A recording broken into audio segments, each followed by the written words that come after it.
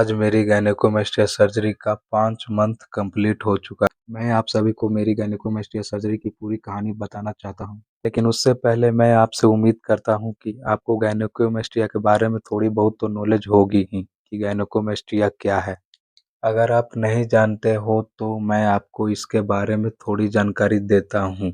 अगर आप पुरुष हैं और आपके छाती के अंदर कुछ गांठ जैसा फील होता है और छाती आपका बड़ा दिखता है, तो आपको गायनेकोमेस्टिया हो सकता है। आप इसे महसूस भी कर सकते हैं। इस निपल्स के अंदर आपको अगर रबर जैसे कुछ आकृति का गांठ जैसा कुछ फील हो रहा है तो आपको गायनेकोमेस्टिया हो सकता है। शुरुआत करते हैं 7 सितंबर 2025 को, जिस दिन मेरी सर्जरी होनी थी। 7 तारीख को मेरी सर्जरी होने वाली थी, इसलिए मुझे पूरा दिन भूखा रहना था जब तक सर्जरी ना हो।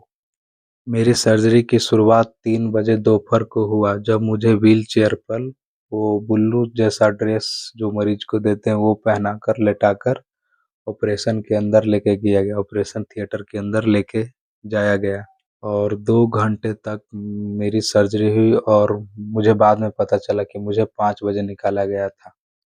मुझे 5 बजे निकाल कर ऑपरेशन थिएटर से एक बगल में रूम में वहाँ पर लेटा दिया गया था बेड पर। पूरी तरह होश में आया तो देखा कि मुझे मेरी चेस्ट एकदम जकड़ा हुआ है, मेरे हाथ का मूवमेंट एकदम हो नहीं पा रहा है इधर से एकदम, और ये वगैरह ऐसे-ऐसे हाथ बाजुए काम नहीं कर रहा था उतना। छाती पर ड्रेसिंग और ऊपर से एक मोटा पट्टी लपेट दिया गया था, जिसके अंदर मेरे गायनो सर्जरी हो चुकी थी और निपल्स के अंदर छोटा-सा टाँका लगा हुआ था।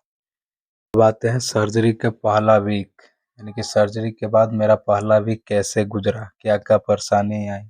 पहला दिक्कत या परेशानी आई सर्जरी के बाद नहाने में। नहाने के लिए मुझे स्पेशल शैम्पू टाइप का एक चिपचिपा पदार्थ और बॉडी लोशन और क्रीम दिया गया था, उसी से ही नहाना था। नहाने के बाद उस पट्टी के एरिया में मतलब पूरा शरीर में उस बॉडी लोशन को लगाना रहता था। दूसरा प्रॉब्लम था सोने में, नींद नहीं आती थी, तो पूरा स्ट्रेट पीठ के बल ही लेटना रहता था, जैसे-तैसे करके नींद आती थी काफ़ी देर बाद। 7 दिन बाद मेरा पहला ड्रेसिंग चेंज हुआ और 15 दिन बाद मेरा जो काट टाँका उसे बोला जाता है, जो निपल्स के वहाँ जो मेरा सर्जरी हुआ था, जहाँ से ग्लैंड निकाला गया था, वहाँ का टाँका 15 दिन बाद काट दिया गया, डॉक्टर ने काट दिया। उसी दिन मुझे एक प्रेशर गारमेंट पहना दिया गया। प्रेशर छाती कस के चपा रहे और अंदर पानी ना भरे। कम से कम मुझे 1.5 मंथ तक कोई एक्सरसाइज, कोई जिम, रनिंग वगैरह नहीं करना था। डॉक्टर ने इसके करने के लिए सख्त मना किया हुआ था।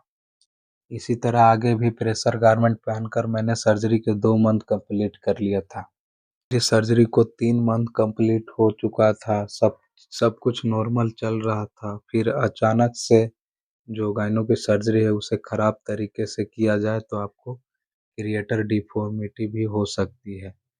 ये क्रिएटर डिफॉर्मिटी तब होती है जब आपको गायनो सर्जरी के दौरान लाइपोसक्शन अच्छे से नहीं किया जाए, नहीं किया जाए। कुछ मात्रा में फैट को यहाँ छोड़ना रहता है, इधर से निकाल कर लाइपोसक्शन, इधर से फैट निकाल कर इस निपल के अंदर छोड़ना रहता है, जो मेरे सर्जन ने नहीं किया था। तो इसके कारण मुझे क्रिएटर डिफॉर्मिटी हो गया।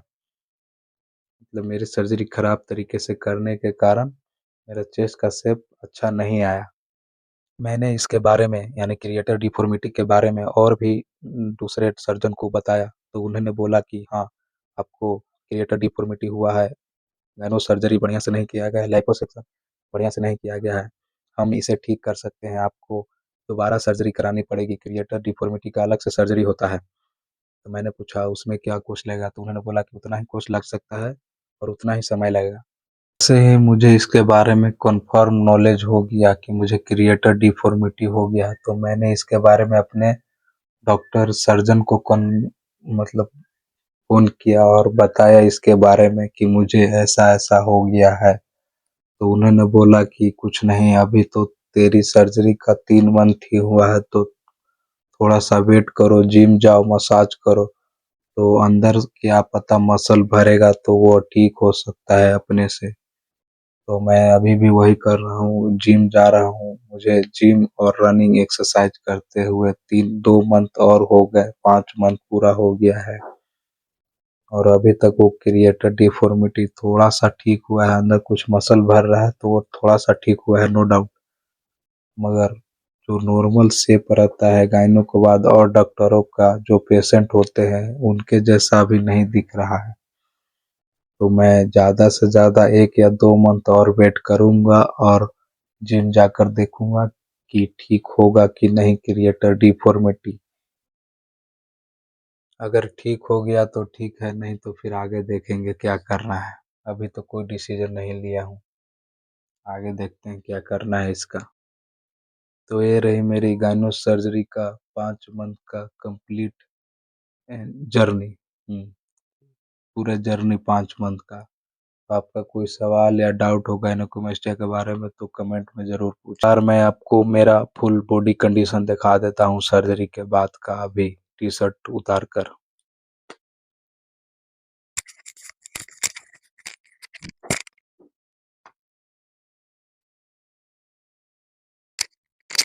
तो मेरा कंडीशन ये रहा, आप देख सकते हैं।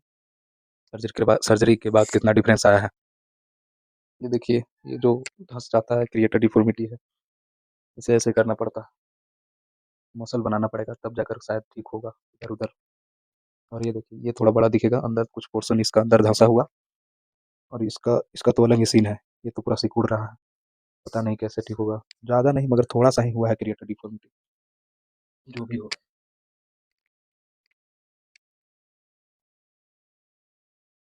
जिम जाने से अगल-बगल तो थोड़ा बॉडी बन रहा है मगर ये देखिए बोला था ना ऊच-खाबड़ कैसे हो रहा है उधर देखिए राइट साइड में। जो निपल्स का एरिया है वो पूरा धँसा हुआ लगेगा गोल टाइप के और अगल-बगल उठा हुआ लगेगा। इसका तो अलग ही सीन चल रहा है। ये देखिए, पूरा धँसा हुआ अजीब से ऐसे कर रहा हूँ तो। पता नहीं कैसे ठीक होगा अब ये। मिलते हैं अगले वीडियो में कुछ नए टॉपिक्स के बारे में।